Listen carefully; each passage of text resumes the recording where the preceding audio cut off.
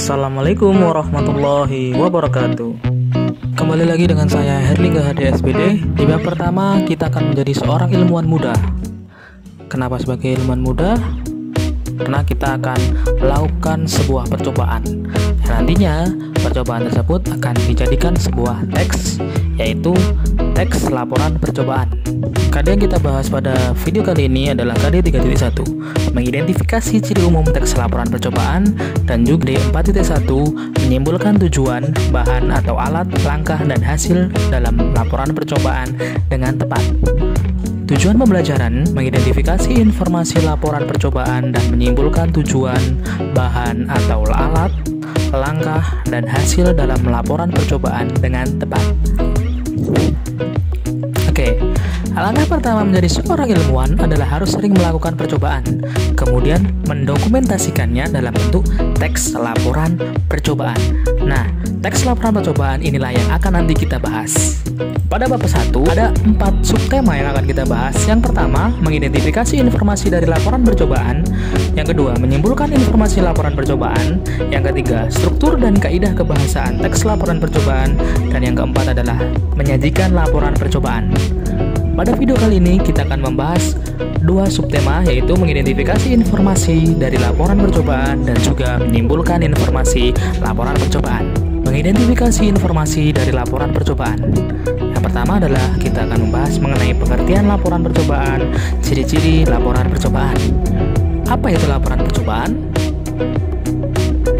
Teks laporan percobaan adalah teks yang berisi paparan data secara terperinci, hasil praktik, pengamatan, dan juga penelitian.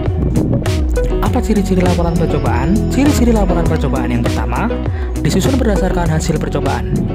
2. Pembahasan dikemukakan secara objektif. 3. Disusun berdasarkan struktur yang runtut. 4. Bahasa baku dan ilmiah. 5. Disertai data lengkap. 6. Penuntasan masalah yang dimunculkan secara terperinci.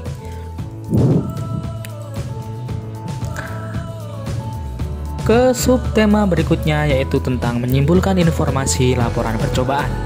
Bagaimana cara menyimpulkannya? Yang pertama, baca dengan seksama. Yang kedua, catat setiap informasi penting dari laporan percobaan. Yang ketiga, simpulkan informasi dari laporan percobaan. Dan yang terakhir, pilih kosakata, baku, dan susun dengan kalimat yang efektif. Jadi, dari simpulan informasi dari laporan percobaan tadi, silakan kalian susun dengan kalimat yang efektif dan juga menggunakan kosakata baku. Informasi pokok dalam teks laporan percobaan. Yang pertama, ada tujuan percobaan. Yang kedua, terdapat bahan dan alat yang digunakan. Ketiga, terdapat langkah-langkah percobaan. Keempat, ada hasil percobaan.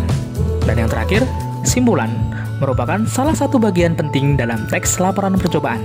Simpulan berisi pokok-pokok informasi yang saling dikaitkan, yaitu hasil percobaan dan ilmu pengetahuan. Simpulan dapat ditulis dalam bentuk poin-poin maupun paragraf. Itulah materi di KD 3.1 dan 4.1. Kita lanjutkan ke penugasan. Penugasan untuk KD 3.1. Amati link video yang sudah saya sediakan. Berikutnya, koreksi informasi yang kurang tepat dalam tayangan tersebut. Selanjutnya, silakan kalian kerjakan LK1. Pengertian dan ciri umum teks laporan percobaan. Berdasarkan apa yang kalian pahami dari video yang sudah saya berikan linknya. KD 4.1, terdapat LK2, kalian menyimpulkan tujuan, bahan, atau alat, langkah, dan hasil dalam laporan percobaan dengan tepat. Di dalam LK ada judul, ada tujuan, ada bahan, ada langkah-langkah, dan ada hasil laporan